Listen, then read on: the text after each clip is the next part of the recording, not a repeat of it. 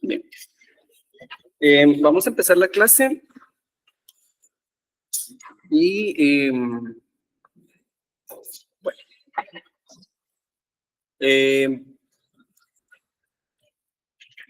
Esto ya lo vimos, esto también. Y nos habíamos quedado acá, ¿verdad? Recordemos que teníamos el punto de vista de que esta es la estructura básica del compilador. Ojo, estamos hablando de compilador.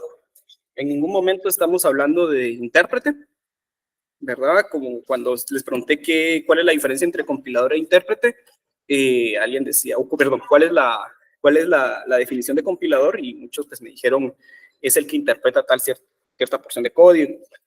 Entonces, ya eso lo aclaramos en la clase pasada, y mucho ojo, aquí estamos hablando de estructura del compilador, ¿sí? No estamos hablando del intérprete. Entonces, esta estructura es única del proceso de compilación. La interpretación va a trabajar de otra manera, ¿sí? Entonces, tenemos que tener eso en cuenta. Tenemos dos énfasis o dos procesadores del lenguaje que trabajan de diferente manera, para que lo tomemos en cuenta cuando estamos realizando código. Más que todo, más seguro, en este curso vamos a hacer un intérprete.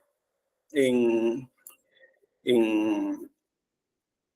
el laboratorio vamos a hacer intérpretes, no vamos a hacer compiladores.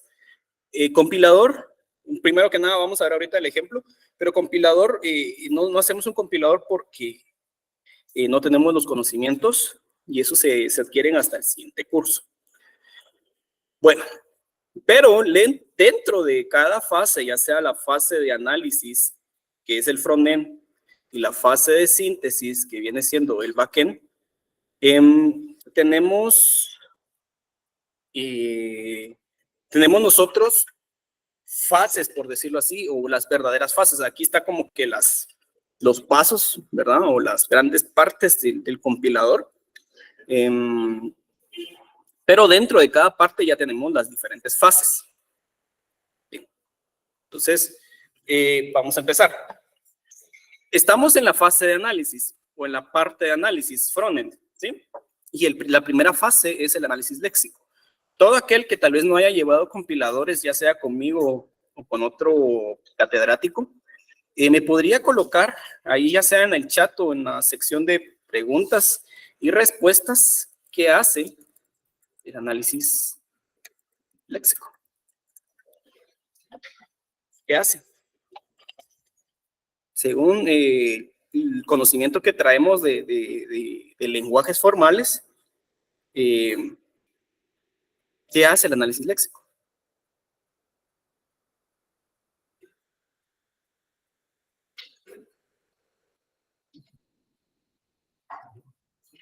Por favor, pueden participar, como les digo, ya sea en chat o en la sección de preguntas, respondiéndome qué hace el análisis léxico.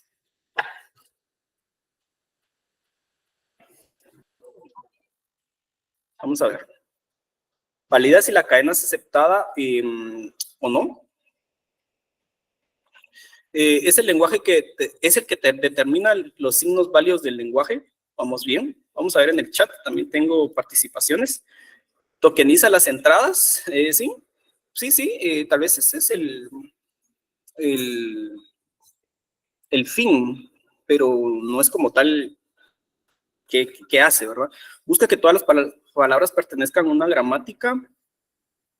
Tal vez la gramática nos estamos adelantando.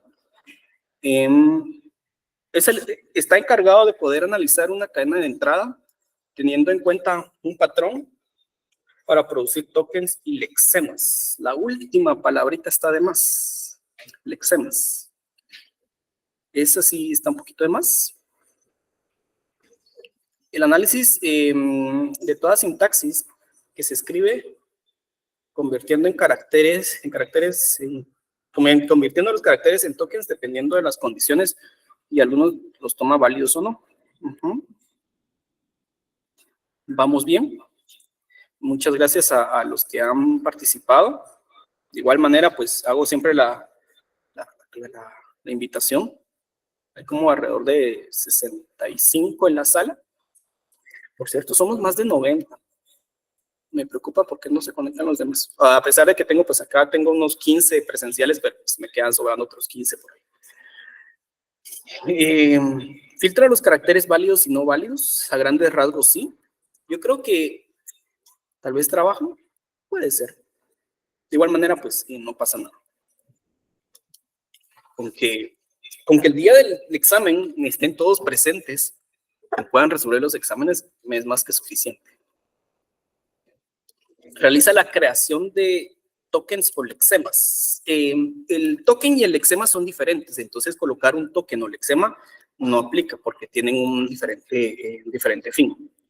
Bien, muchas gracias. Creo que todos tenemos la noción, ¿verdad? Hay una que otra pregunta, una respuesta buena.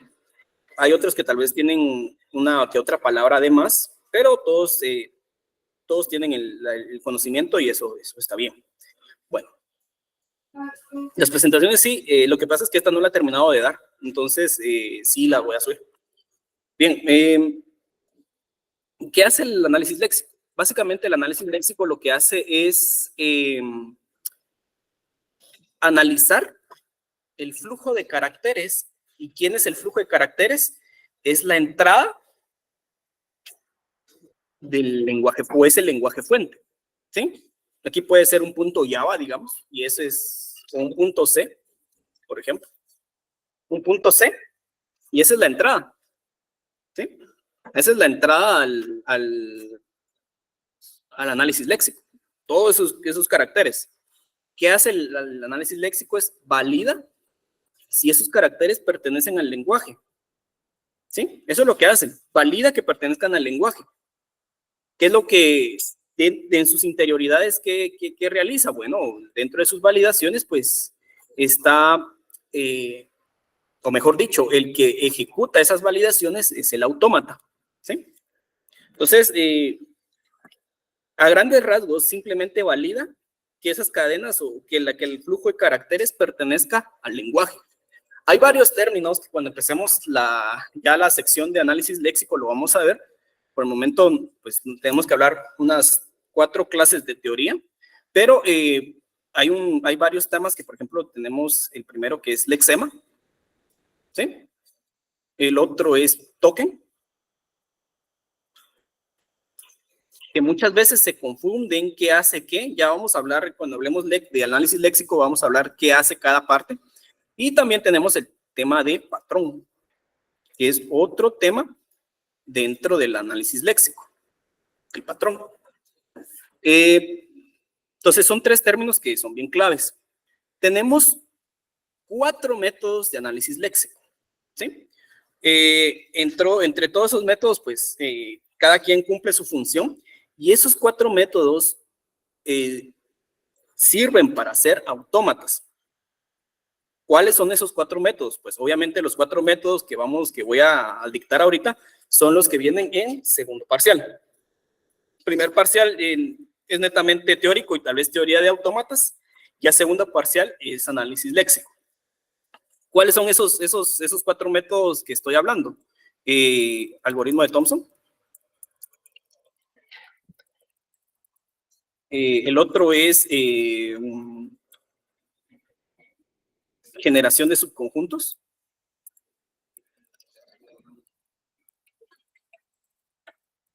El otro, perdón, se me fue. Bueno, el otro es método del árbol.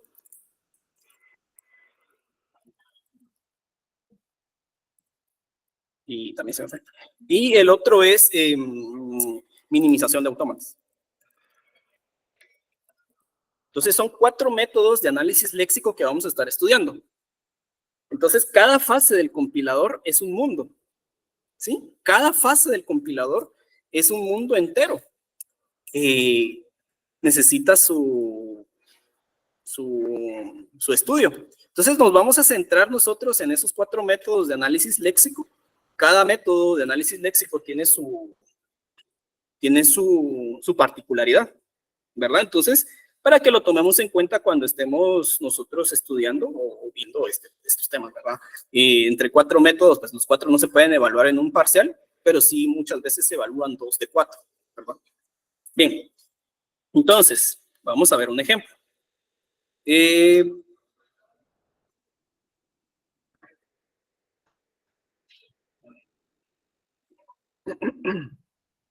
Bien, excelente.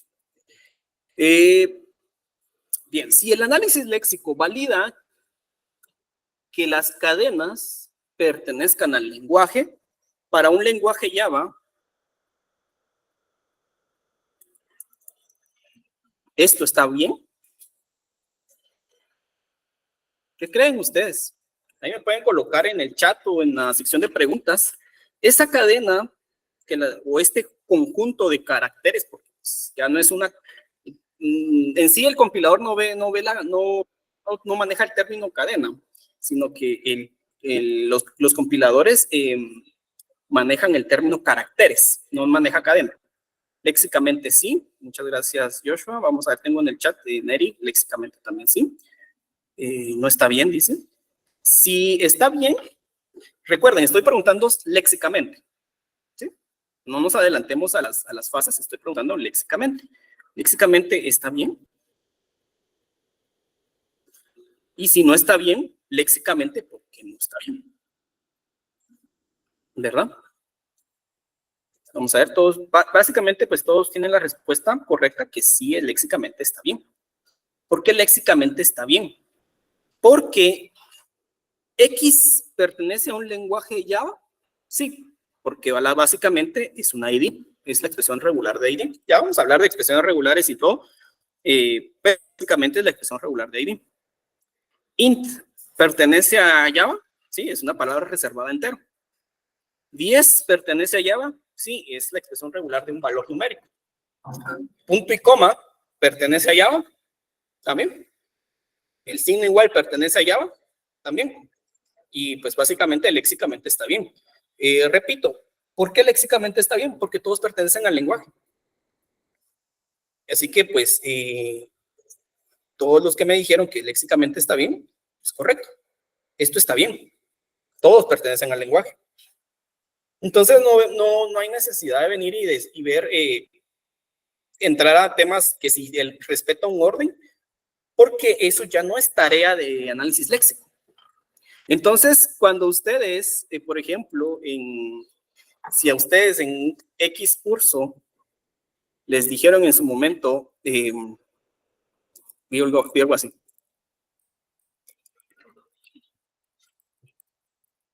Una vez me pasaron algo así. Algo así, digamos que acá, algo así, no sé. Me pasaron esto, era más grande el ejemplo, y me preguntaron, mire, a mí en cierto curso anterior me pidieron que esto lo genere con el método del árbol. Señores, esto está malo. El método del árbol ve caracteres, no orden. Entonces estoy utilizando un método que es limitado para evaluar una tarea que es demasiado robusta. Para esto están los métodos de análisis sintáctico. Entonces, es de tener en cuenta, ¿verdad? Obviamente, el análisis léxico, ¿qué va a hacer? La expresión regular de ID, la expresión regular de int, la expresión regular del número, el punto y coma, básicamente tareas más específicas. Un lenguaje más complejo ya no es tarea del léxico. Este lenguaje, pues obviamente no se puede modelar con un método del árbol, no se puede modelar con un subconjuntos, no se puede modelar con una minimización o un Thompson. ¿Por qué? Porque su fin del análisis léxico es otro. Y los métodos van en torno a ese fin. Un fin más sencillo. Obviamente, el de acá. Por ejemplo, para un método, para un lenguaje Java, esto estará bien. La segunda línea, la que estoy seleccionando, ¿qué creen ustedes? ¿Léxicamente estará bien para Java? ¿Léxicamente estará bien? ¿Qué creen ustedes? Vamos a ver. No. Givo dice que sí, José Daniel dice que no. ¿Por qué no está bien? Ya varios están colocando no, pero ¿por qué no está bien?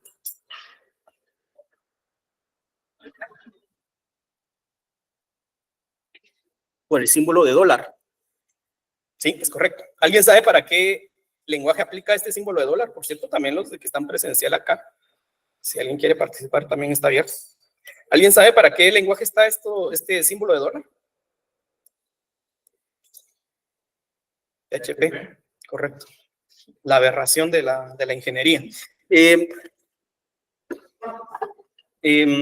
Es correcto, no se pueden en un lenguaje Java, pues no se puede colocar este tipo de caracteres, pero en PHP sí está. ¿Por qué no lo sé? Sinceramente no lo sé. Pero el punto es que ¿quién identifica esto? Análisis léxico. Y quiero que veamos otro tema. Si se dan cuenta, no adivinando, porque esto no es adivinanzas, ¿cómo estoy determinando si léxicamente está bien o no? Simplemente con la vista. ¿Sí? Por eso es que se le llama la parte de análisis el frontend, todo lo que yo puedo ver. Yo no necesito de herramientas complejas para ver que esto léxicamente está bien y que esto está mal, ¿no? Simplemente necesito mi conocimiento de programación y a simple vista lo puedo observar. Por eso es que se le llama el frontend del compilador. Estoy en el 4.10. Bueno, obviamente, como les dije en el mensaje, las clases están diseñadas para que sean virtuales. La experiencia presencial es un poco diferente porque la cañonera principalmente tiene una imagen muy pequeña y estos ejemplos pues yo no los voy a poner en pizarrón. De hecho, ni traigo marcadores. Aparte que mi letra es muy pésima, entonces están diseñados para ser virtuales, pero si alguien quiere venir, pues bienvenido, ¿verdad? No hay ningún problema. Bien, entonces tenemos claro que esto es la tarea del análisis léxico y vemos nosotros que efectivamente no necesito yo unas técnicas avanzadas para entender el análisis léxico. ¿Por qué? Porque sigo en la fase de frontend. ¿Qué estoy haciendo acá? Sigo en el frontend. Todo lo que yo puedo ver. No estoy en la fase de análisis. Todo lo que yo puedo ver. Entonces, el análisis léxico recibe caracteres de entrada, ¿verdad? No cadenas como tal, sino que caracteres. Y tiene como salida un flujo de tokens, ¿sí? Ojo, paso de carácter ¿a qué? A una estructura de datos lineal, ¿sí? Entonces, ¿cómo se ve eso? Bueno, se ve de la siguiente manera. Yo tengo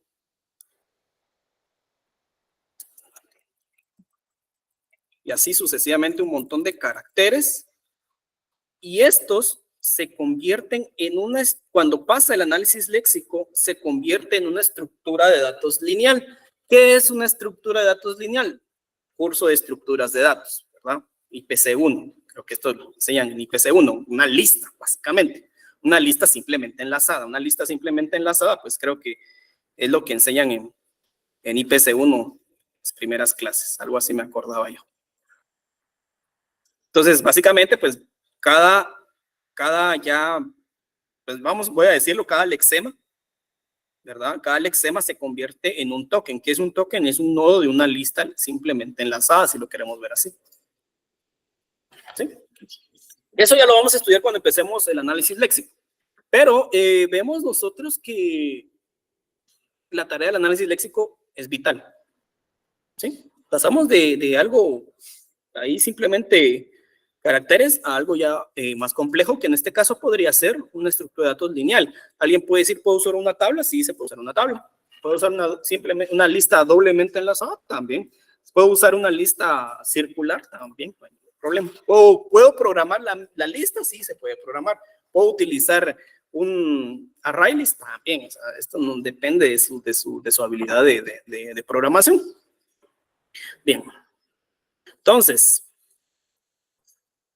eso es con base a todo el tema de análisis léxico. ¿Dudas hasta acá con el tema análisis léxico? ¿Sí nos queda claro? Gracias, ahí me pueden ahí reaccionar si todo está bien, más que todo para llevar un control. Si alguien tiene alguna duda, pues no hay ningún problema, también me puede compartir la duda. Que pues el objetivo es que podamos entender, ¿verdad? Que compiladores no solo es venir y hacer un método del árbol y ya estuvo, sino que hay todo un trasfondo. Seguimos en fase de análisis, no nos hemos salido del análisis, y es decir, seguimos en la fase de frontend. Bien, ahora la pregunta es, ¿qué hace el análisis sintáctico? ¿Qué hace el análisis sintáctico? Ahí me pueden colocar en el chat. Eh, verifica el orden de los tokens. Qué bueno que estoy viendo que las generaciones poco a poco pues vamos mejorando nuestras bases, porque muchas veces cuando yo hacía estas preguntas en semestres anteriores, pues, ya simplemente con qué es análisis léxico ya veníamos bastante mal. Pero acá ya tenemos la respuesta. Verifica el orden de los tokens, ¿verdad? ¿Verifica el orden de la gramática? No, la gramática no tiene orden. ¿Sí? Es que el lenguaje es con usted. Bueno, eso me explica muchas cosas. Sí, de hecho, yo a veces doy lenguajes en vacaciones. El semestre pasado no di. Y también compiladores 2. Verifica el orden de los tokens, correcto. Ese es, más que todo, ese es su fin. Mucho ojo. Ojo con estas respuestas. Verifica orden de los tokens. En ningún momento el análisis sintáctico va a verificar orden de caracteres. ¿Sí? En ningún momento. Entonces, volvemos a nuestro ejemplo de posibles errores que existen en cursos anteriores. ¿Por qué ponemos a hacer un autómata de pila a verificar cadenas o caracteres? Si el autómata de pila es un pseudo método de análisis sintáctico. Lo que tiene que ver el autómata de pila es tokens, no caracteres. ¿Sí? Entonces, vamos viendo que, pues, desmintiendo ciertas malas prácticas a la enseñanza como tal del compilador. Bueno, entonces, mucho ojo. Verifica el orden de los tokens, el análisis sintáctico. Obviamente, su entrada del análisis sintáctico son los tokens. Aquí nos olvidamos completamente de caracteres. Aquí no me interesa si viene un 10, si viene un X, me interesa el token como tal. El token, recuerden que el token es una estructura de datos, ¿sí? Dentro de cada nodo de esta estructura de datos lineal, pues, hay datos. Ya vamos a hablar de qué puede haber dentro de un token. Pero eso es lo que le interesa al análisis sintáctico. Esa estructura de datos, lejos de los caracteres, la cadena que hay. Bien. Y si se dan cuenta, la salida es un árbol de análisis sintáctico. Entonces, ¿qué pasa? Tengo una estructura de datos lineal, ¿sí? Que puede ser una lista. Ustedes me entenderán y me podrán observar que es una lista.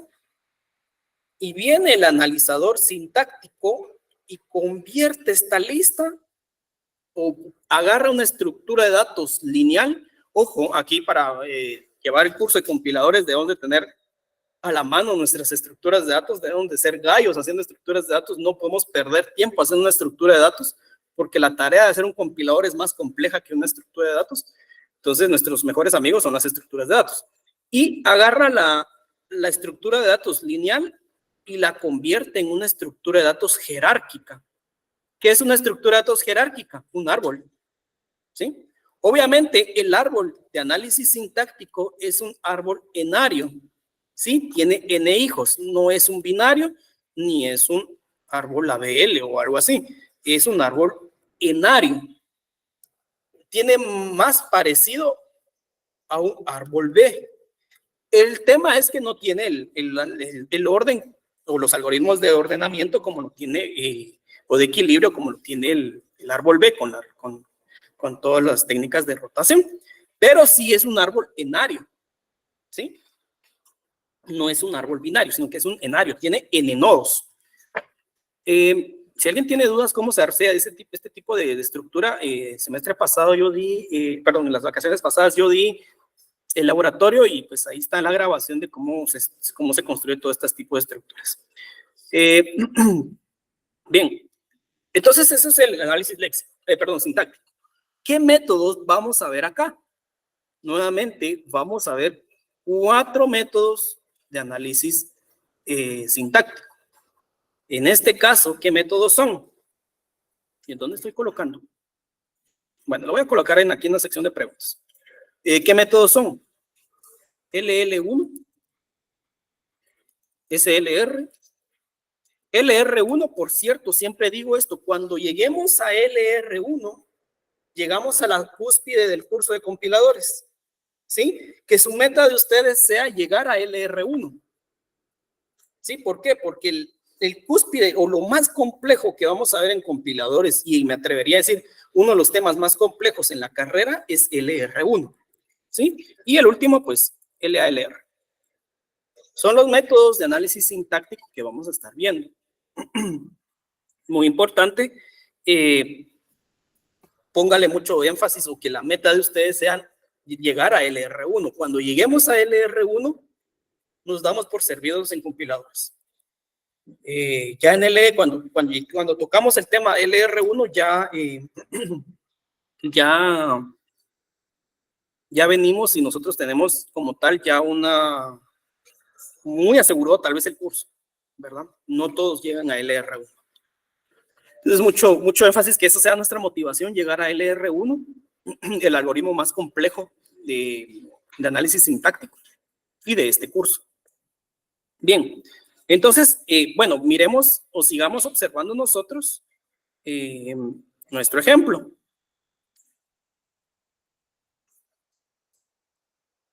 Bien, teníamos esto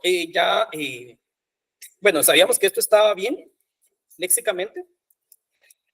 ¿Está bien?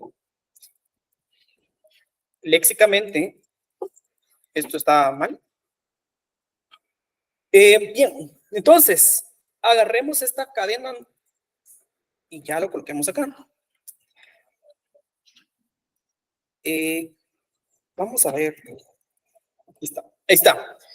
Esta cadena, sintácticamente, ¿está bien o no? Sintácticamente.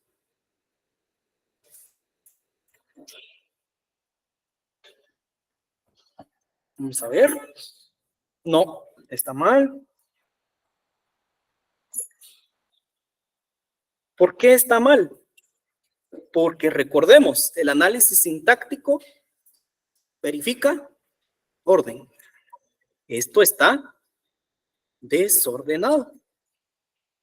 ¿Sí? El orden de los tokens no es correcto. Es correcto, o sea está bien la respuesta. El orden de los tokens no es correcto. Bien, miremos este ejemplo.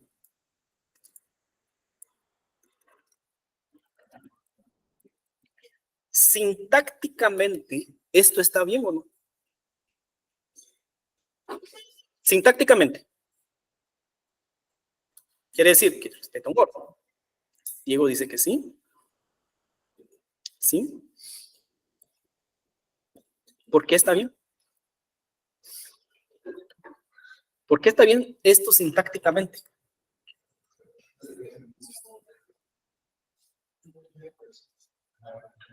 El error es semántico. El orden natural es el orden, aquí excelente respuesta, José. El orden natural para declarar variables. ¿Cuál es el orden para para declarar una asignación en una sola línea? Tipo, ¿sí? ID igual, valor, punto y coma. Esto es el orden. Ese es el orden. Y así habla el análisis sintáctico, de esta manera. El análisis sintáctico siempre hago yo como que el chiste o algo así, que el análisis sintáctico habla como de manera primitiva. Yo querer esto, yo hacer esto. Así habla el análisis sintáctico. Tipo ID igual valor, punto y coma. Y ya. ¿Qué si el ID ya fue declarado, eso no le interesa. Si el valor es entero, cadena, objeto, otro tipo, no le interesa. Lo que le interesa el análisis sintáctico es que tipo ID igual valor punto y coma. Yo querer esto, algo así. No le interesa interioridades del lenguaje, ¿verdad? Que ya son sentidos del lenguaje, ¿sí? Aquí hay otra respuesta, dice, porque está llevando un orden correcto para declarar una variable. Ese es el tema, es el orden. Aquí no estoy viendo el sentido, veo el orden. Tipo, ID, igual, valor, punto y coma. Y ya, vámonos. Ese es el orden del análisis sintáctico, ¿sí? Entonces, caso contrario, si yo tuviera algo así.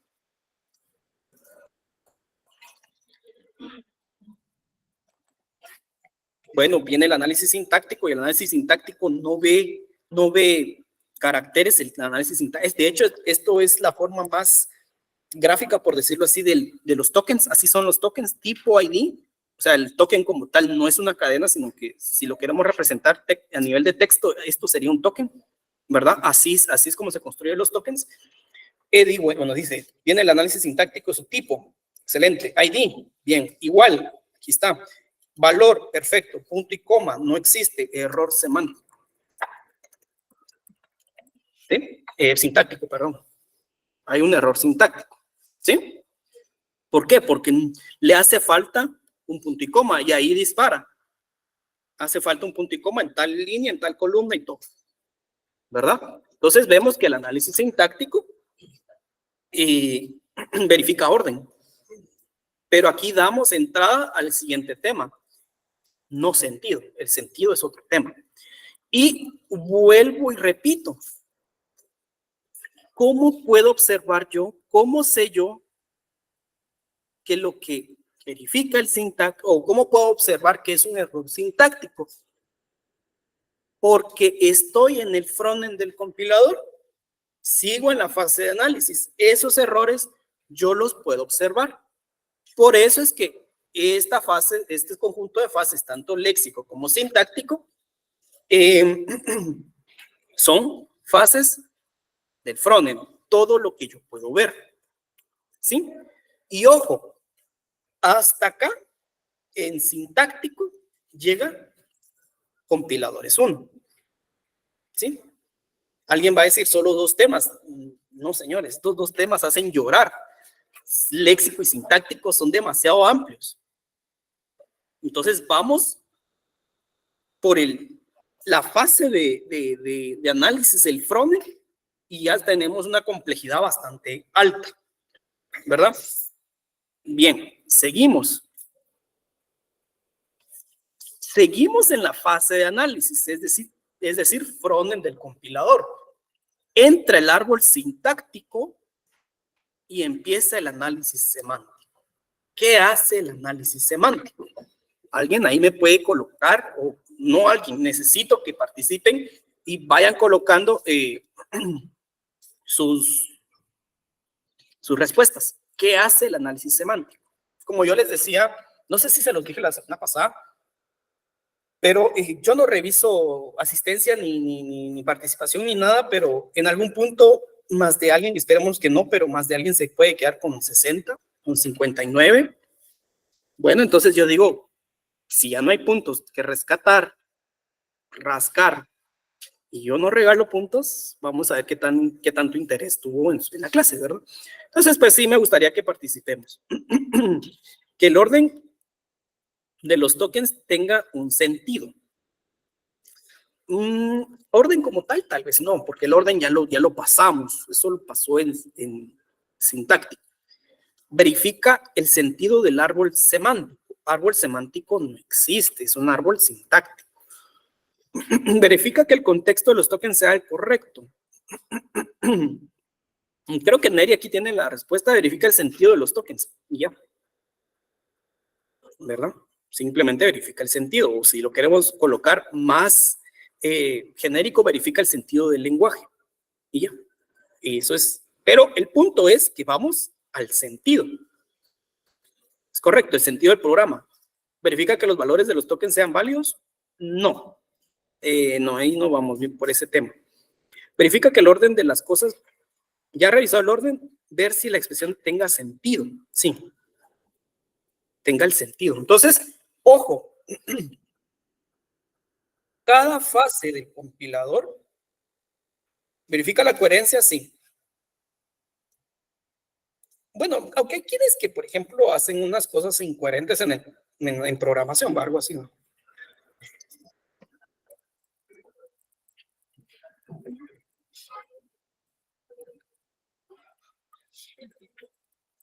Este código carece de coherencia, pero sí compila y sí va a ejecutar. O sea, para mí esto es incoherente, ¿verdad? Entonces, la palabra coherencia, pues, debatible, un poquito, ¿verdad? No, por eso no vamos al tema de sentido. Ahora bien, ¿qué entendemos como sentido? ¿Qué es el sentido de un lenguaje? A nivel ya de lenguaje. Vamos con el primero. Empiezo yo. Trampa estoy haciendo porque eso ya lo había colocado. Esto no tiene sentido. ¿Esto cómo se llama? Validación de tipos.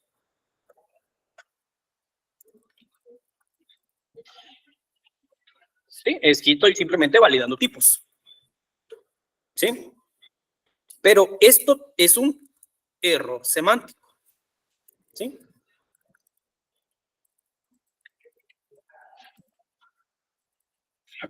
Es un error semántico. ¿Qué otro tipo de validación puedo incluir dentro del análisis semántico?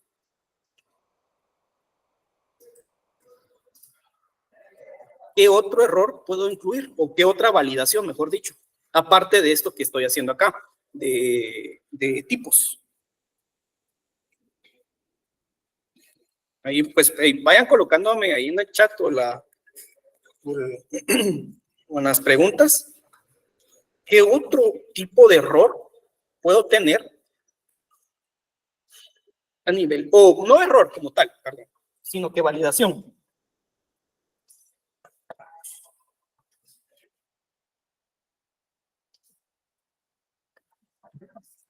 A ver, si intentamos definir dos variables con el mismo nombre, división entre 0 también es 1, también es una validación semántica.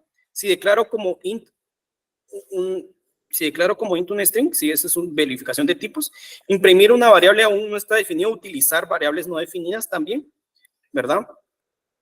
Si intentamos definir la variable en un mismo contexto, por decirlo así, vamos a colocar acá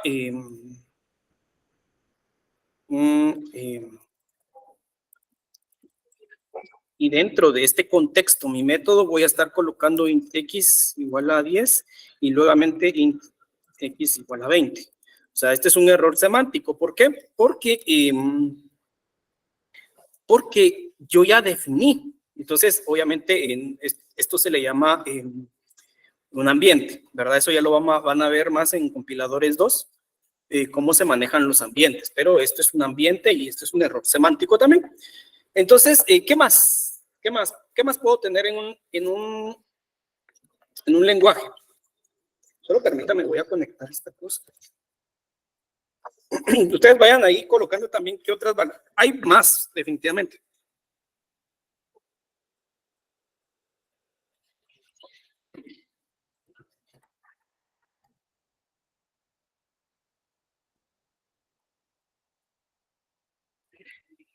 Hay un tomacorriente que tiene trabado un tomacorriente de otra computadora o de otro aparato ahí. ¿Qué nivel de instalaciones acá? Bueno, entonces, vamos a ver. Y dice, llamar una función que no está definido, correcto, es otro. Usar una palabra reservada como tipo ID, correcto, también no voy a decir esto, int. Aunque creo que esto sería ya sintáctico porque no recibe un orden. Esto es un error sintáctico, carece de orden. Eso es sintáctico. Ese es un orden, no tiene el orden específico. no es semántico. Vamos a ver. Coherencia en los parámetros, correcto. Yo estoy pidiendo tal vez 2 parámetros y le estoy pasando 3, o yo estoy pidiendo 2 enteros y estoy pasando una cadena y un entero, ¿verdad? Este es otro error semántico. Estamos en un contexto ya. Esto podría ser otro.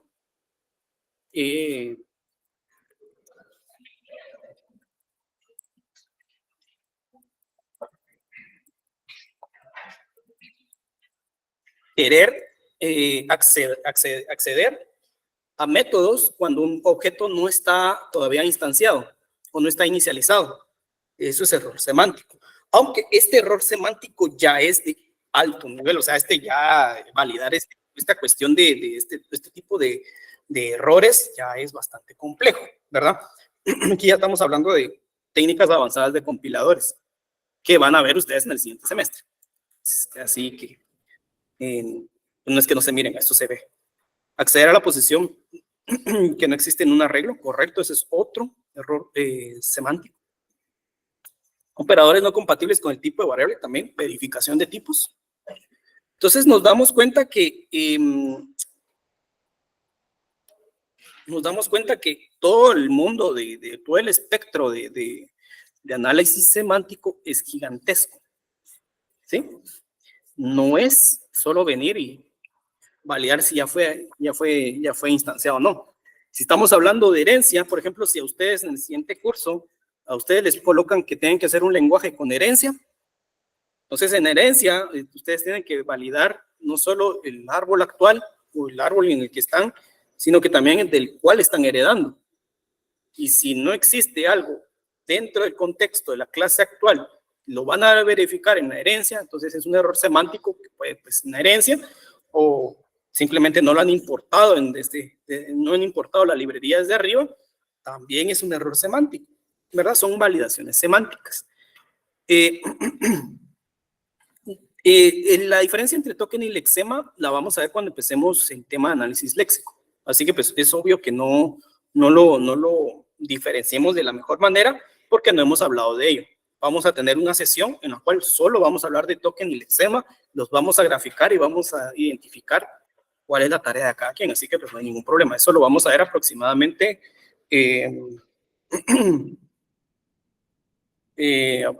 tal vez el 1 de febrero o el 6 de febrero. Así que pues vamos bien. Entonces, ¿aquí qué vamos a ver? Bueno, aquí ya son técnicas de compiladores que no vamos a ver en el curso, pero pues de igual manera se los voy a decir. Aquí vamos a ver, nos basamos con las traducciones dirigidas por la sintaxis. Dirigidas por la sintaxis. Y también de los esquemas de traducción.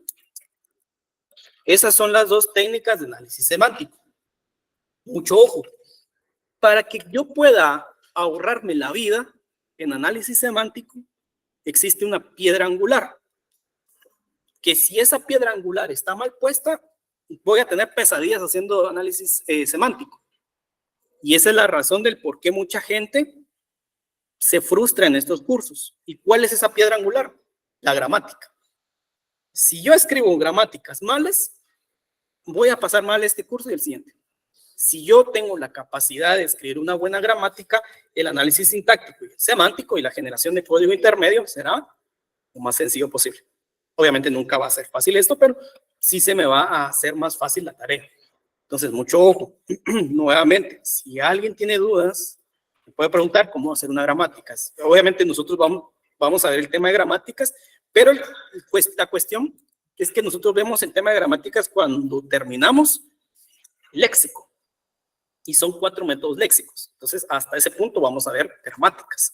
Si alguien quiere platicar de eso, antes, pues, para eso tenemos nuestras sesiones de integración, que tengo pensado que la primera posiblemente podría ser el sábado 3 de febrero.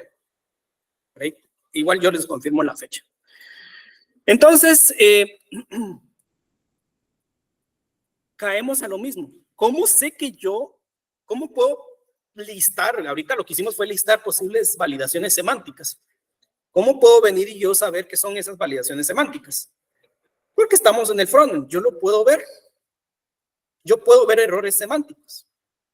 Yo puedo venir y tener la capacidad de decir, bueno, este objeto no ha sido instanciado. Bueno, este tipo no le pertenece. Estoy mandando 3 parámetros y solo me está pidiendo 2. Nuevamente, frontend del compilador, ¿verdad?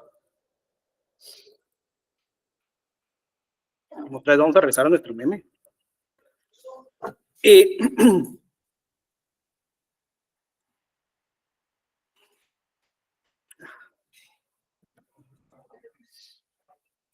Vamos a ver.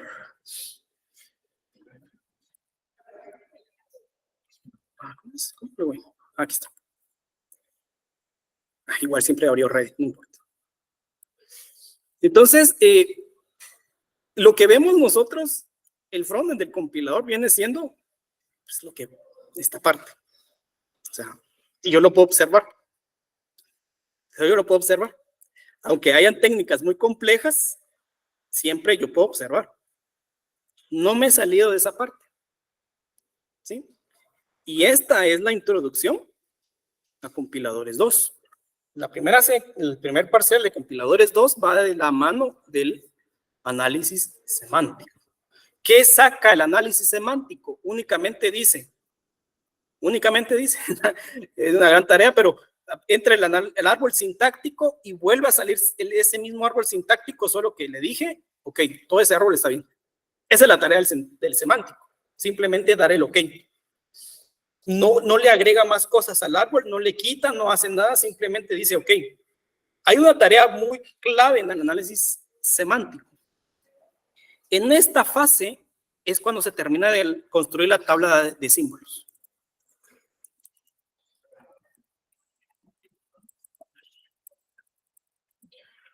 Muy importante, no vamos a tener nosotros una tabla de símbolos completa hasta el análisis semántico. Es decir, que la tabla de símbolos que trabajamos en compiladores 1 es una tabla de símbolos inconclusa. Es hasta en análisis semántico, hasta en compiladores 2, que vamos a ver cómo se construye en verdad una tabla de símbolos. Que es una estructura brutal, ya vamos a hablar de ello también. Ahora sí, si lo anterior no fue suficiente, ahora empieza la parte más compleja del compilador, la fase de síntesis. Aquí ya empezamos a hablar del backend. ¿Sí? En esta parte, nosotros ya no vemos qué es lo que está pasando. Ustedes no pueden observar qué hace C para la generación de código intermedio, qué hace Java para la generación de código intermedio. Eso ya no se ve. Eso ya son técnicas avanzadas de generación de compiladores. Obviamente, pues siempre hay alguien muy capaz, siempre pues, que puede venir y abrir, por eso están los códigos, los proyectos de código abierto, pueden venir y abrir el compilador de C, el compilador de Java por medio del OpenJDK y un montón de cuestiones. Y pueden abrir los proyectos y pueden observar qué está pasando, pero ya necesitamos conocimientos de alto nivel, en este caso de compiladores. Bueno, estamos hablando cuando llegamos a la primera parte de la síntesis, cuando estamos hablando de código de 3 direcciones. ¿Sí?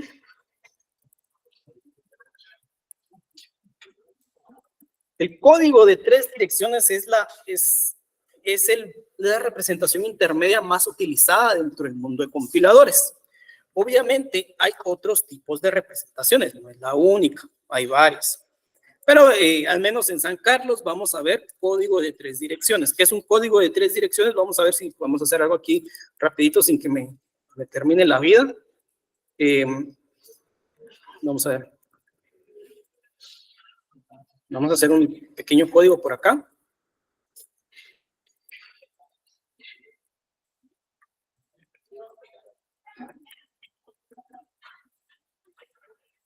Bueno, tenemos este código de alto nivel.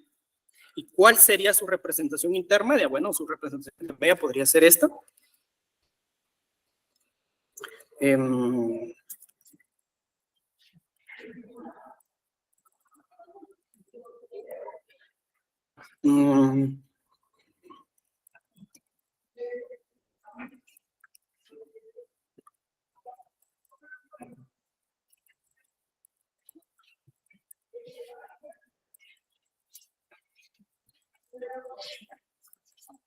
Y ahí sucesivamente lo que estoy haciendo es una representación intermedia de lo que está arriba. Este es el famoso código de 3 direcciones. Entonces,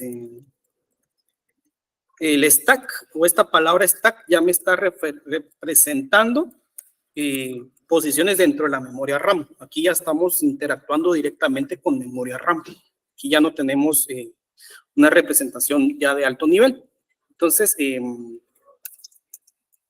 pues básicamente eso es lo que estoy diciendo.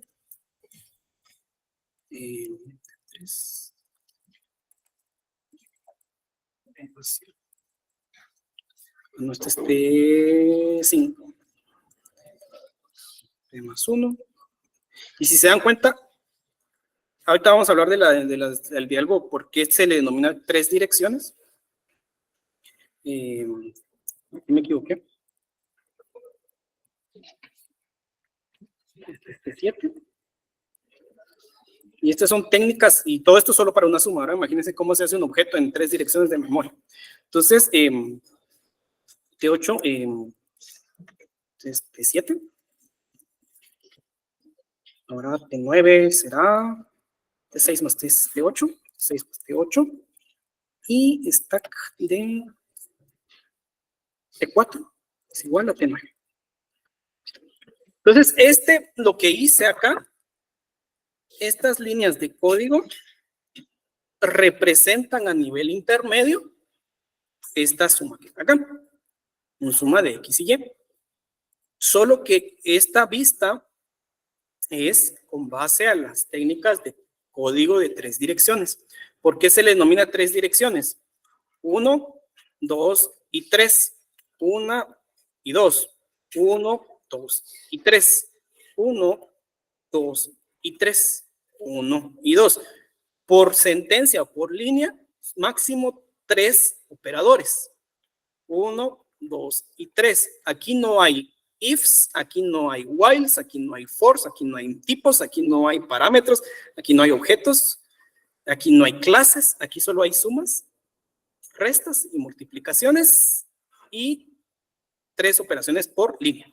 Esa es la restricción de código intermedio, ¿verdad? Entonces, aquí empieza lo complejo, ¿verdad? Si aquí en esta suma de 3, de 2 variables me dio un montón de líneas, imagínense cuando tengamos un lenguaje que tiene objetos, que tiene, no sé, puede tener parámetros, funciones, retornos.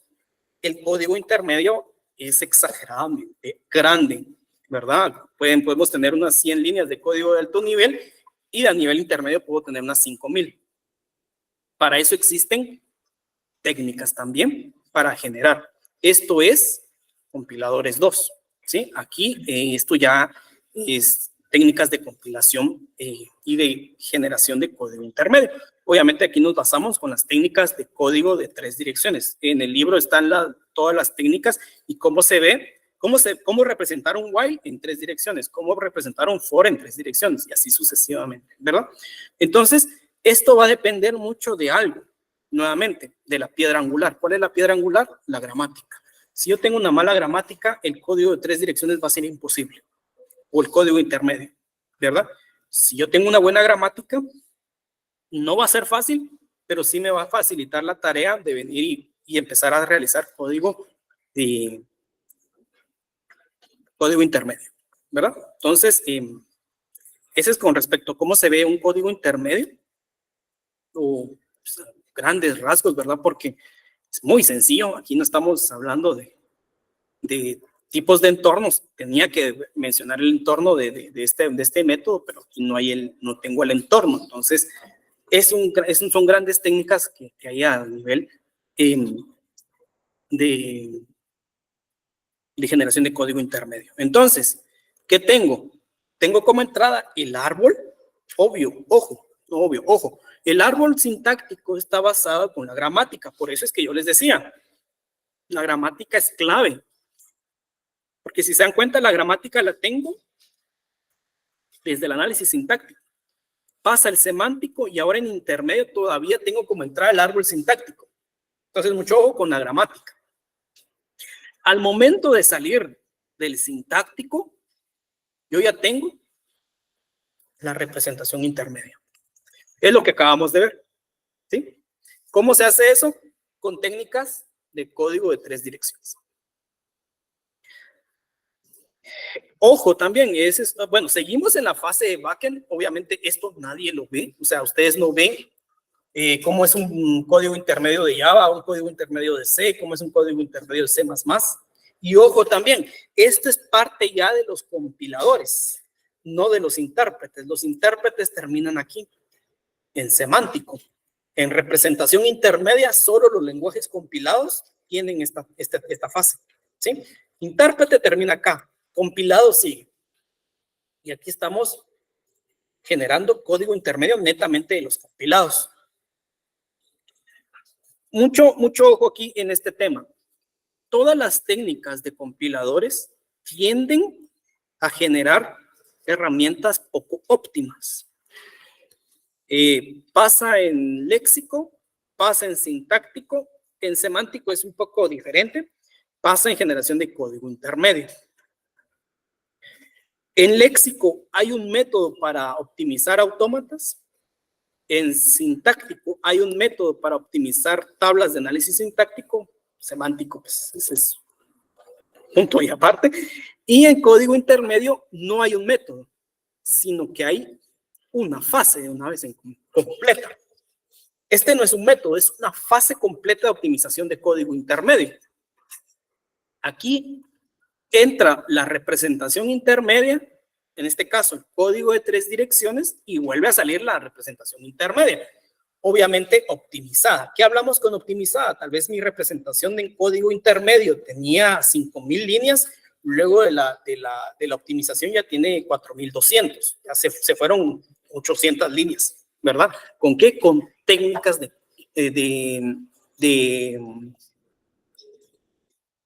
optimización de código intermedio. ¿Qué técnicas estamos hablando? Acá estamos hablando de las optimizaciones por mirilla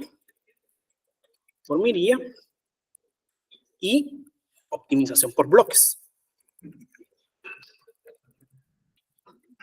Básicamente lo que hace tanto mirilla como bloques es generar de un código, convertirlo a un grafo. Mirilla es un grafo lineal, básicamente una lista. Bloques sí es un grafo un poco más complejo. Y lo que hace es venir y por cada nodo de mirilla o cada bloque, verificar casos específicos para optimizar el código intermedio. ¿Qué casos puede optimizar? Bueno, miremos qué casos se pueden optimizar. Por ejemplo, aquí podríamos decir que tema 0, aquí lo tengo otra vez, no es necesario utilizar T5, sino que uso T1. Aquí tengo P+1, aquí está otra vez, P+1, no es necesario usar T7, ahora voy a usar T3. ¿Verdad? Y únicamente no tengo otra optimización, pero al menos ya eliminé primero que nada 2 variables y ya eliminé 2 líneas de código. Voy optimizando. Hay muchos casos, tanto mirilla mira, si no estoy mal, mirilla mira 4 casos y bloques mira 3 casos de optimización. Entonces, hay código inalcanzable, código redundante, código condiciones repetidas, y hay un montón son 7 casos en conjunto que ven este tipo de optimizaciones, pero operaciones que están repetidas, como la que hicimos ahorita, y así sucesivamente en una porción de código más grande puede venir y optimizarse más líneas de código. Recuerden, ya vamos a ver en las aplicaciones de los compiladores, pero una de las aplicaciones es la optimización. Créanme que la industria de las ciencias de la computación está centrada mucho en la optimización de recursos. Y gran énfasis en ese tema. Entonces, mientras más rápidos son los lenguajes, más rápidas son las herramientas, es mejor. Y una línea de código significa un ciclo de reloj, una línea de código intermedio, ¿verdad? No línea de código normal. porque eso es diferente. Pero una línea de código intermedio puede significar un ciclo de reloj a la ejecución. Si ahorita eliminé dos líneas, lo que hice fue minimizar la ejecución 2 ciclos de reloj, ¿verdad? Entonces, eso ya es tiempo de ejecución. Y pues la gente, las grandes empresas, dígase grandes empresas, todos los que hacen hardware, sí les interesa mucho ese tema. Entonces, aquí que me diga que los compiladores no tienen futuro, pues no sé qué en realidad vive. Bueno, entonces seguimos. Vemos nosotros que ya estamos hablando de temas que a simple vista no se puede. Alguien no puede venir y decir, fíjate que Java tiene un error en la línea 3 millones del código. Pues es imposible. O sea, eso ya no se puede. Eso ya no se puede. Alguien que me diga acá está hablando casacas. Entonces, también tenemos el tema de optimización. Todos tienen, pues como les dije, todo compilador está propenso a ser optimizado. En este caso, pues tenemos una fase bien centrada en el cual tenemos 2 métodos. No es como el léxico y sintáctico que tenemos métodos nada más. No, acá es una fase completa. ¿Sí? Y para finalizar, tenemos ya fases que ya fueron, creo, si no estoy mal, ya fueron desestimadas del curso de aquí en San Carlos, porque, créanme mucha, esta vaina sí era mala onda. Colocar que el proyecto generara código assembler ya era demasiado. O sea, esa vaina sí ya no era humano, o sea, eso ya no. Y pues qué bueno porque se quitó, porque la verdad, nuestros proyectos iban de alto nivel, léxico, sintáctico, semántico, generábamos, optimizamos y generábamos assembler. Entonces, a veces mala pata que todo iba bien, pero el assembler no ejecutaba. Lástima, no ejecutó. Eso ya es demasiado. Pero existe la fase. Venir y agarrar la representación intermedia, que es el código de 3 direcciones. Sinceramente, mis habilidades de assembler no son las mejores. Sí, eso tengo pendiente, por cierto. Eso es una tarea pendiente que sí me propuse. Venir y como afinar mi lenguaje assembler, porque me gustaría que ustedes vieran en esta pequeña introducción de fases esta porción de código intermedio, cómo se ve en assembler. La verdad, no me animaría ahorita a tirar código assembler, pero el punto es que después de esta optimización por bloques o por miría, las fases optimizadoras, se genera el código assembler o el código ensamblador. De hecho, creo que la palabra assembler no existe. Algo así me dijo alguien, es assembly. Assembler no existe. Bueno, el código ensamblador ya depende de la máquina. ¿Sí? Y recordemos, aquí estamos viendo cómo sería una vuelta de un compilador de alto a bajo nivel. ¿Sí? Aparte está el compilador que es de alto a alto. Ese es otro rollo. Y estamos viendo cómo se vería el compilador de alto a bajo nivel. Entonces, estos sí van dependientes de la máquina. ¿Por qué? Porque el código ensamblador depende de la máquina.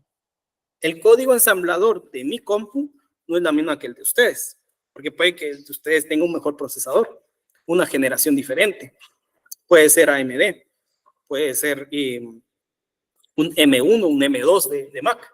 Y cuando si no es lo mismo, ya sea incluso no es la misma generación, el código ensamblador es diferente. Entonces, ¿cuántos procesadores no han salido desde los años 70, cuando salió el famoso 8086 de Intel? Creo que este es el procesador que marcó un hito en las ciencias de la computación cuando sale en el año 78, por ahí creo yo, que es el 8086, el primer procesador de Intel. Ya traía su propio ensamblador y todo, pero desde ese entonces para acá, ¿cuántos procesadores no han salido? Han salido una infinidad. Ese cambio de 32 bits a 64, brutal. Y todo eso tiene una repercusión en el código ensamblador. ¿Sí? Entonces, assembler nunca va a morir.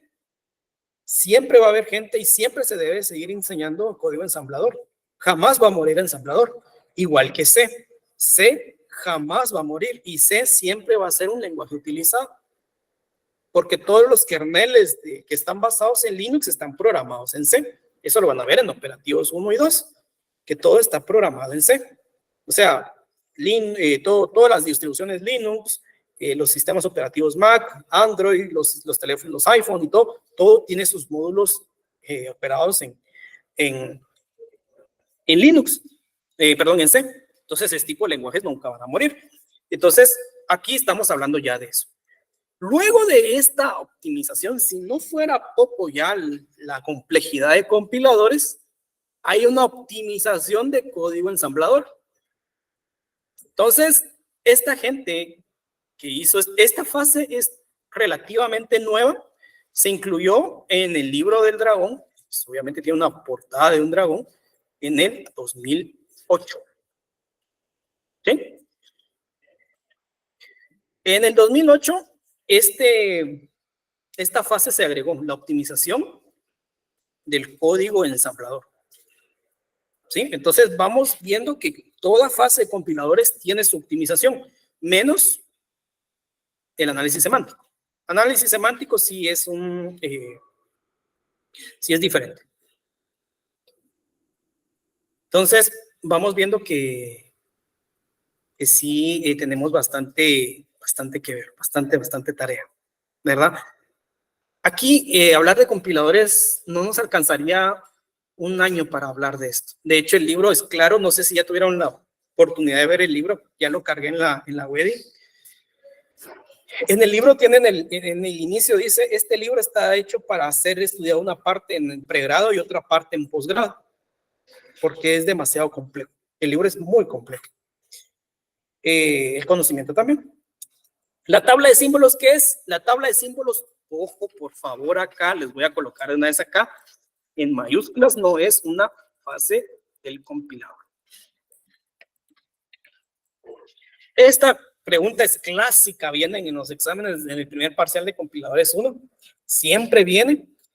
¿La tabla de símbolos es una fase del compilador? No, no es una fase. Es una estructura de datos que apoya al compilador, ¿sí? Pero no es una fase. Es una estructura de datos que apoya la generación de código intermedio, pero no es una fase, ¿sí? No es una fase, simplemente lo apoya. Bien, todo lo que vimos en este momento, así se ve. ¿Sí? Dimos un viaje en un periodo, aquí en este curso, en esta sesión, vimos un viaje del compilador. Compiladores 1 está acá. Solo esta parte del compilador vamos a ver en compiladores 1. ¿Sí? De léxico a sintáctico, de la flujo de caracteres, tokens y árbol sintáctico. Compiladores 2, viene el semántico a la optimización de código. Y todavía no termino de ver el compilador. Entonces, es bastante amplio. El curso relleno llamado lenguajes está acá. Pero, pues, casos de casos. Entonces, así es la estructura de qué vamos a ver en este y en el siguiente curso. Si nosotros lo vemos a nivel de herramientas, esta gráfica me gustó mucho. Vamos a ver si lo puedo dar zoom. Ah, no se puede. Bueno. Ustedes ya le pueden dar zoom ahí en la sesión de Meet, ¿verdad? Pero esta me gusta mucho porque empieza como un flujo de caracteres, la primera parte, aquí donde estoy colocando el cursor, un flujo de caracteres. Pasa el análisis léxico y es una estructura de datos lineal, ¿verdad? Aquí es un token. Pasa el sintáctico y es un árbol, ¿sí? Se convierte en árbol. Pasa el semántico y ya valide los tipos. Aquí está un int float, ya valide los tipos. Pasa el semántico y ya tengo código de 3 direcciones. Pasa el código de 3 direcciones y la optimización ya tengo una línea más sencilla, una ejecución más sencilla. Pasa la generación y ya tengo código ensamblador. ¿Sí? Así es como ustedes deben de visualizar. Así es la tarea de un compilador. A mí me gusta mucho porque me ayuda a entender cómo funciona lo que estoy utilizando. Recuerden que a mí, bueno, yo siempre he tenido, sé como que venir y hablar de temas, no lavar la cara a compiladores porque compiladores no lo necesita, pero sí ir eliminando ciertos estigmas, ¿verdad? Y a mí me gusta mucho hablar de este tema. ¿Verdad? Véanlo así, que esto sea una motivación, venir y entender qué hay adentro de un lenguaje, ¿verdad? En que vengamos y digamos, bueno, aquí yo aprendí en la clase que este lenguaje es así, que hay detrás de esto está pasando todo esto, tal.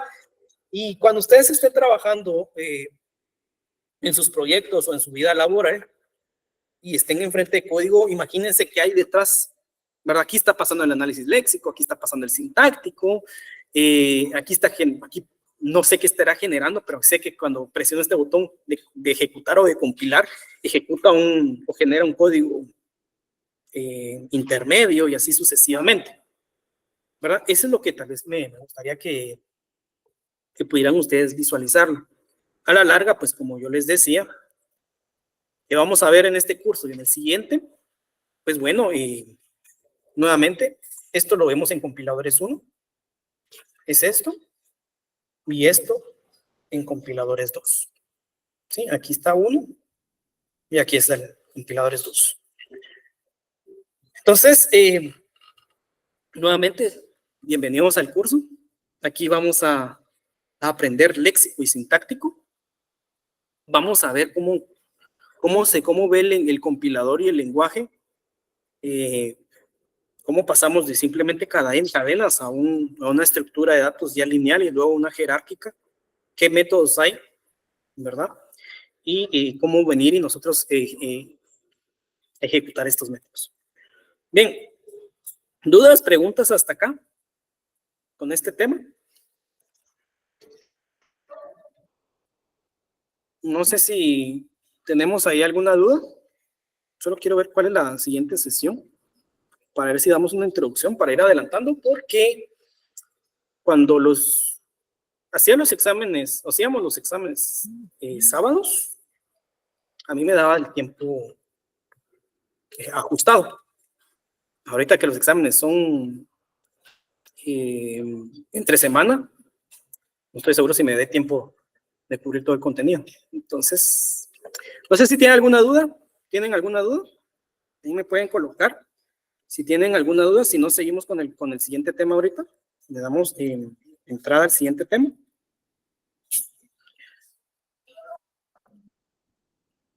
Vamos a ver, no sé si tienen dudas, preguntas. Ya sé que me toca. Solo permítame un minutito y vamos a dar introducción a lo siguiente.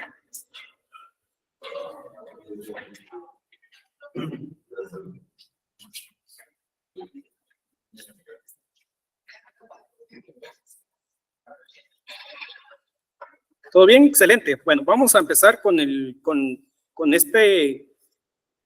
Para ir adelantando, como les dije, pues tengo 3 días menos y a veces cuando hacíamos exámenes parciales sábados, ajustado, o sea, ya no ni para la despedida de bueno, esto fue el curso y que les vaya bien, bueno, pues, el contenido queda bien ajustado. Entonces vamos a ir adelantando y aprovechando que tengo todavía unos 20 minutitos, pues vamos a hablar. El tema que viene acá, pues ya hablando de las fases del compilador, toca hablar de las generaciones de los lenguajes. Miren, yo confío en ustedes, que ustedes son gente responsable, va a leer esta unidad o esta parte en el libro. Yo veo cuando doy clases, veo que estos temas, está de más que yo venga a leer con conceptos que están en el libro. las fases del compilador, obviamente sí es necesario que yo los exponga porque a mí me gusta mucho verlo con ejemplos. Pero los lenguajes o la generación de los lenguajes, sí, eso está en el capítulo 1 del libro. Y eso, señores, sí, eso sí se los dejo a ustedes para que ustedes lo lean.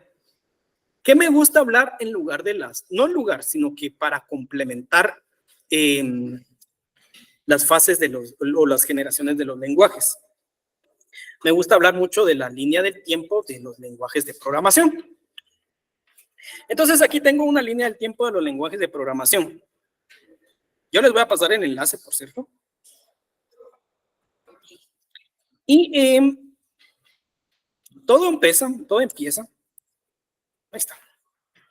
Todo empieza en 1946, por decirlo así. Se definen las bases, ¿verdad? Se define la arquitectura del diseño del computador digital, ¿sí? De hecho, von Neumann, si no estoy mal, su tesis no se ve la caña, su tesis de maestría fue la computadora, el diseño electrónico y digital de la computadora. Y aquí en Guatemala nos quejamos de que para obtener un grado tenemos que hacer maestría, y este cuate lo que hizo fue revolucionó toda la ciencia de la electrónica digital con su tesis de maestría. Cosas de cosas, ¿no? Yo por eso siempre estoy en contra de que se quite la maestría, la tesis. Lo que sí, eso tiene que seguir tesis. Lo que estoy en contra es contra los trámites burocráticos que quieren que todos firmen una tesis, ¿verdad? Y nadie le interesa, sino que lo que interesa es el contenido, no que firmen todos, no que todos andan firmando, la verdad, cuando van a ver una tesis, todo lleva firma como de 30 personas, ¿no? Entonces el punto es, todo este tema sale de una tesis de maestría de von Neumann. Ya en el 49, hitazo, ¿verdad? Esta vaina vino a revolucionar el mundo, el lenguaje ensamblador. De 1949 a la actualidad, el lenguaje ensamblador no ha muerto, no va a morir y va a seguir ahí. Nunca va a morir el lenguaje ensamblador. Nunca. 1949 nace la primera interfaz en el cual la gente vio la necesidad de que, obviamente, pues recuerden, a la larga, estos unos y ceros son pulsos digitales. Lo van a ver en Orga y en Arquiuno, que son pulsos, ¿verdad? Un 1 es un pulso de 5 voltios y un 0 es simplemente no hay nada, es tierra. Entonces, venir y programar una lógica bajo esta premisa es bien complejo. ¿Qué es lo que hay que hacer? Una interfaz. ¿Cuál fue esa interfaz? Lenguaje ensamblador. ¿Sí? El lenguaje ensamblador ya brindaba a la gente la posibilidad de venir y programar. En su momento, en ese entonces, los programadores tenían que tener altos conocimientos de ciencias de la computación y cómo se maneja la computadora. Porque aquí estamos hablando de interacción directa con memoria RAM, con registros, ¿verdad? Entonces ellos tendrían que saber, tienen que tener el control de cuántos espacios. Recuerden que en ese entonces no existían gigas ni megas, o sea, ahí todo era limitado. Entonces, obviamente, el control de los espacios de memoria era bastante importante.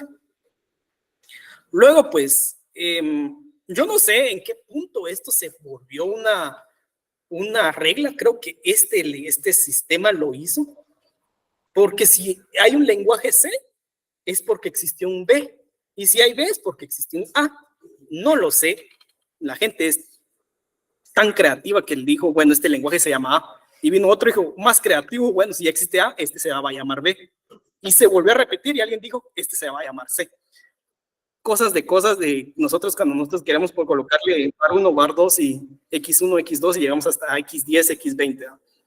Cuando en nombres de variables. Entonces, a la larga, pues los lenguajes de programación seguían saliendo, pero el lenguaje ensamblador sigue siendo el rey en estos años 50. Ahí voy a colocar ya ahorita el enlace. sigue siendo el rey en los 50. ¿Por qué? Porque ustedes no escuchan de A, no se escucha, de Superplan no se escucha, de PAC no se escucha, lo que se escucha es de ensamblador. Todos estos lenguajes ya murieron, lo que tenemos en los años 50. En el 57 tenemos Fortran. Fortran, si no estoy mal, todavía se le llama con un lenguaje creo que se le llama un lenguaje de inteligencia artificial, pero eso ya, esos conocimientos, ese tema ya es bastante limitado. En el 59 nació la bestia negra de los bancos, COBOL. Para todo hay un meme, ¿va, mucha? Vamos a ver.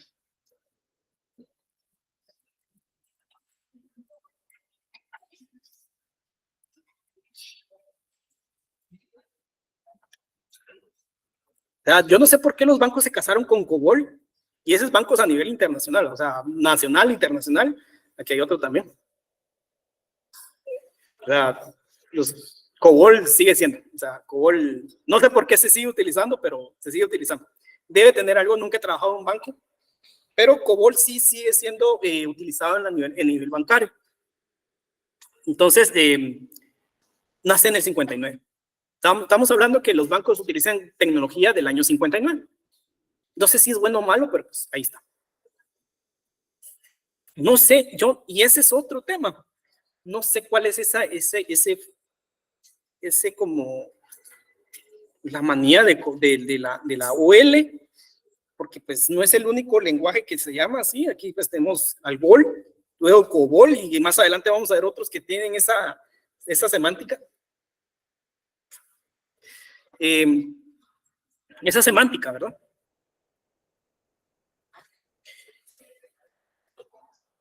Y bueno, aquí tenemos otro, ¿verdad? Como les decía, no sé por qué tienen esa manía de algo que termine en OL, no lo sé. Y así sucesivamente, si se dan cuenta, va como un crecimiento exponencial de esta línea del tiempo. Y en los 50, en los 60, en los 60 nace BASIC, es el precursor del Visual Basic que tal vez en algún momento todos tocamos, o pues, tal vez ya no, ustedes ya no lo probaron, pues al menos yo sí probé Visual Basic. Pero en el 64 nace esa forma de programar de BASIC. ¿Sí? Entonces, pero yo defino muy bien, aquí todavía estamos viviendo el boom de Assembler. ¿Sí? Aquí estamos viviendo el boom de Assembler. Aquí Assembler, el lenguaje ensamblador, sigue siendo el rey. ¿Por qué? Porque no hay ningún lenguaje que lo logra destronar. ¿Por qué les digo eso? ¿Será que BASIC se sigue usando? ¿Será que BASIC sigue siendo vigente? ¿Será que Fortran es vigente? COBOL, pues solo en los bancos. Pero, ¿será que son vigentes? Solo Assembler sigue siendo vigente. O sea, aquí hay lenguajes que en mi vida había escuchado. CPL, nunca los escuché. TRAC. JOS. O sea, son lenguajes que en mi vida escuché y nunca los voy a probar. Pero existieron. Pero aquí sigue todavía la ola de Assembler. Todos quieren ser Assembler. Todos quieren ser Assembler. Aquí otro ALGOL, o sea, entonces no sé cuál es la gana de GOL. Aquí hay otro todavía. Salen bajo las piedras estos lenguajes. Un logo. En el 69 se rompe la historia. Nace C. Y ese es el segundo hitazo de la historia de los lenguajes. Aquí estábamos viviendo desde el 49 Assembler. ¿Sí? Desde el 49. 20 años después, que uno dice, a la que montón, dije, pues no, pues, créanme que 20 años ya no es mucho, hace casi 15 años estuve yo en la universidad, ya no es mucho. Entonces, en el 69 nace C, y creo yo, a título personal, hace unos días estaba hablando con Chavo, que creo que ustedes muchos tal vez han conocido, con Tuxtor, Víctor. y vamos a ver, no me acuerdo, pero coincidimos que el lenguaje C es el lenguaje que ha marcado la generación de la programación, porque C incluye las llaves. Las llaves nacieron con C. Entonces, aquí nace todos los lenguajes que vienen después, tienen ese tema, las llaves. Obviamente, también incluye una pseudo orientación a objetos, porque pues aquí son structs, son estructuras, pero C marca mucho un hito. Cuando nace C, todos quieren ser C. Aquí está B, por cierto. Por eso les decía, cosas de cosas. Entonces, aquí está MATLAB. Había un Prolog, aquí había un Progol, o sea, simplemente le dio la vuelta. Prolog, aquí Progol, aquí Progol. Es cosas de cosas. Aquí está, Prolog. Son bien creativos la gente. Entonces, ¿cómo? Entonces, hay un montón de lenguajes, ¿no? Hay un montón. Aquí está Pascal, por cierto, en el 70. SQL marca otro hito en el área de datos. SQL nunca va a morir, ¿verdad? SQL va a estar ahí, va a seguir ahí. ¿Qué es lo que considera que necesitaba un lenguaje para no morir? Que marque un hito, un antes y un después. Assembler lo marcó, C lo marcó, ¿verdad? Para todo hay un meme que lo explica. ¿Por qué no usarán Java? Según lo que pasa es que imagino que en los bancos el tema bancario nació en esos tiempos, y cambiar modelos monolíticos ya no va a ser, ya no es viable, ¿verdad? Ya no es viable. Ahorita voy a pasar la línea del tiempo después. Bien. Ya existía, a alguien se le ocurrió la idea de que no juntar los ABC, la mara, ¿va? Y así se hacía, pero ahora, después del 69 para acá, la gente, todos querían ser ahora C, porque es como que el segundo hito, todos quieren ser C. Aquí hay otro avance de Basic. Small. Y así sucesivamente. ADA está aquí, en los 80. C++, ¿verdad? No marca un hito, pero sí, pues, introduce el tema de objetos. Sí, aquí estamos hablando ya de la orientación a objetos. El paradigma orientado a objetos nace como tal en el 80. ¿Sí? Entonces, damos cuenta que van evolucionando los lenguajes, pero mucho ojo. Para los que no saben, o los que no han programado en C, o los que han programado en C, pero no han probado estas partes, C tiene la capacidad de tirar código assembler y también acceder a porciones de memoria RAM. Entonces, mucho ojo. Si bien es cierto, el lenguaje ya es diferente, en ningún momento ha dejado de ser una tarea de un programador, pues necesita amplios conocimientos. ¿Por qué? Porque primero que nada, en los 70s, 80s, los recursos no son ilimitados, siguen siendo limitados. Tal vez ya tenemos megas, pero siguen siendo limitados. Y sobre todo, también necesitamos acceder a memoria, a porciones de memoria. Entonces, mucho ojo. Las capacidades de los programadores sigue siendo la misma. Obviamente el lenguaje es más robusto, pero siguen teniendo capacidades para venir y manejar memoria, porque, ojo, C no tiene garbage collector. Ahí me pueden colocar quién introdujo el garbage collector. Ya vamos a llegar a ese punto, pero hubo un lenguaje ahí para que lo coloquen y para empiece una discusión quién introdujo el garbage collector. Y ahí está el tercer hit de la historia de los lenguajes. Bien.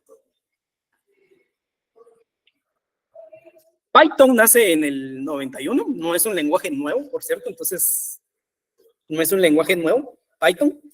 Visual Basic nace en el 91 también, es a la larga, es la versión, como les dije, Microsoft no ha hecho nada, solo ha comprado empresas y se ha hecho billetales ahí. Obviamente Visual Basic lo que hace es venir y basarse demasiado en Basic.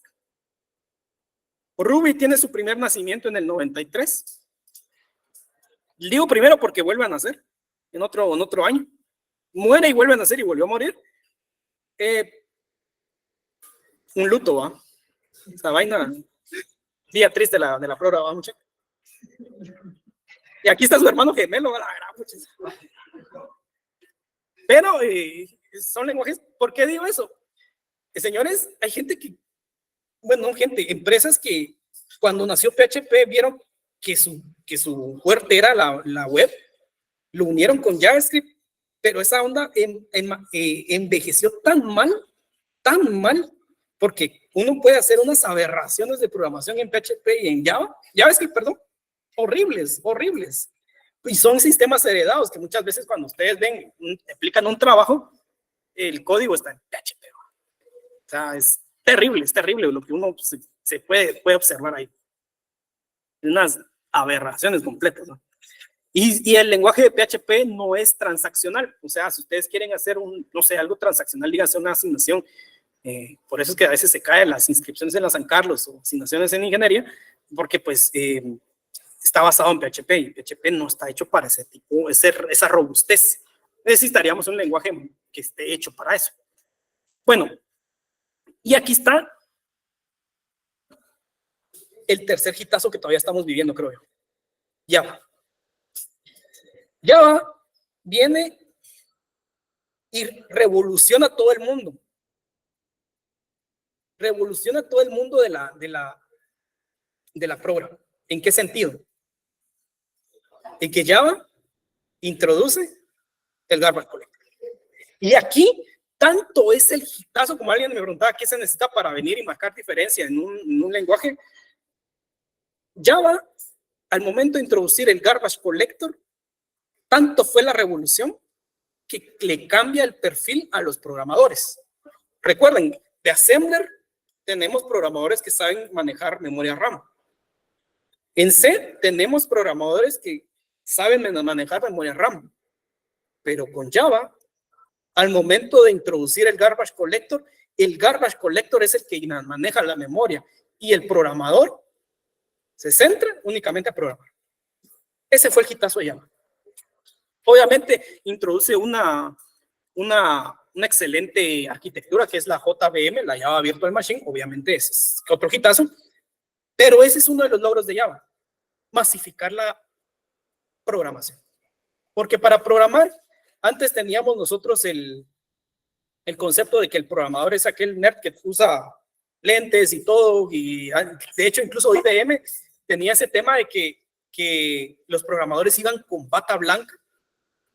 O sea, era terrible el tema de IBM, o sea, tampoco es como los programadores de gobierno y de bancos, que todos trajeados, pero antes era así, se miraban como científicos, que a la larga, pues así, porque así era su forma de ser. Java rompe eso. ¿Por qué? Porque ya no venimos y dependemos de manejar registros de memoria, sino que ahora lo hace la JVM. De ahí para acá, considero que seguimos viviendo el tema de Java.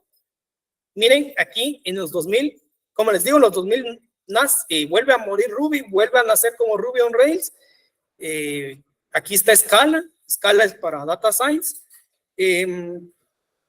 Por aquí podemos ver cuál. Todavía sigue la ola de ponerle ola en los lenguajes, en los 2000 todavía. Pero si se dan cuenta, son lenguajes que, pues, ya no han venido. Aquí está Go, en el 2009. Son lenguajes que ya no han generado un boom, como tal vez lo generó Java. ¿Sí? Ya no es lo mismo. O sea, aquí todos, si se dan cuenta, todos tratan de imitar a Java. TypeScript 2012, Kotlin 2012, es esta aberración. Y ahí sucesivamente. Entonces, no les quise venir a dar clases de ¿Cuáles son las generaciones del resisto? Ese sería un buen. No les quiero dar clases de venir y cuál sería las generaciones de los lenguajes, porque vendría siendo venir y leer lo que está en el libro, sino que prefiero venir y explicarles esta línea del tiempo, en el cual pues ustedes puedan ver cómo ha evolucionado no solo los lenguajes, sino que cómo ha evolucionado los compiladores, porque aquí también ha evolucionado. Que salgan más lenguajes quiere decir que salen más técnicas de compilación. Aquí hay un montón de cosas que no han incluido. Por ejemplo, es otro tema, sé que es otro tema, tal vez en alguna otra oportunidad lo hablamos, en algún otro espacio, pero también hay compiladores cuánticos. Aquí no estamos hablando de compilación o de computación cuántica, que tiene su propio lenguaje y empieza los fundamentos de todos los lenguajes cuánticos y los autómatas cuánticos y gramáticas cuánticas, empieza en el año 98, por ahí, 2000, ¿verdad? Esa es otra rama. Entonces, pues nada, pues muchas gracias, ya se me acabó el tiempo, no les quito más tiempo. Nos vemos el día jueves con el tema de aplicaciones de este mundo.